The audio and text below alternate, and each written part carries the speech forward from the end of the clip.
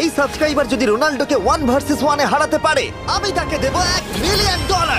এই ভিডিওতে তোমরা দেখতে চলেছো সব থেকে মহান, ও মাই গড, সব থেকে শক্তিশালী এবং এই পৃথিবীর সব থেকে দ্রুত অ্যাথলিটদের যারা সাধারণ মানুষের সাথে কম্পিট করবে। শুরু করব টম ব্রেডিকে দিয়ে। বিপক্ষকে দেখার জন্য তৈরি? অবশ্যই।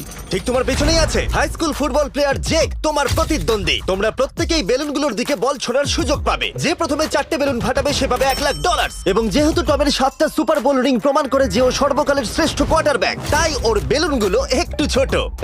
জেক, অবশ্যই তুমি প্রথমে সুযোগ পাবে কারণ ওর 7টা সুপার বোল রিং নেই।